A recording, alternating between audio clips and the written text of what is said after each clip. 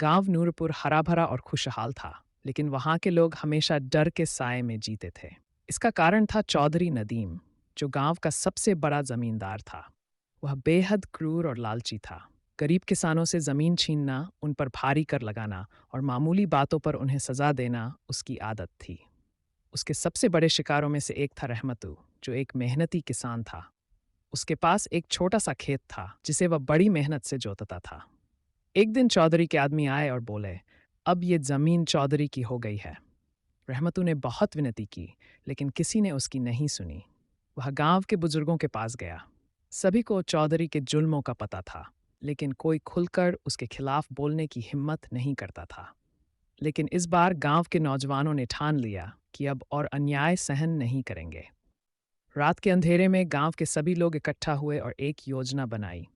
अगले दिन जब चौधरी के आदमी रहमतू की जमीन पर कब्जा करने आए, तो पूरा गांव वहां पहुंच गया। सभी ने एकजुट होकर विरोध किया। जब चौधरी को यह खबर मिली, तो वह गुस्से से पागल हो गया। वह खुद बंदूक लेकर आया, लेकिन जब उसने गांव के सभी लोगों को एक साथ खड़ा देखा, तो उसे एहसास हुआ कि अब उसका आतंक नहीं चलेगा। उसने आखिरी बार धमकी दी, लेकिन गांव के बुजुर्ग आगे आए और बोले, बस बहुत हो चुका, अब और जुल्म बर्दाश्त नहीं होगा। गांव वालों के हौसले के आगे चौधरी को झुकना पड़ा। वह चुपचाप लौट गया और फिर कभी किसी की जमीने की हिम्मत नहीं की। उस दिन के बाद नूरपुर में एक नया सवेरा हुआ। लोगों ने अपनी हिम्मत और एकता से जुल्म को हराया और इंसाफ की जीत हुई।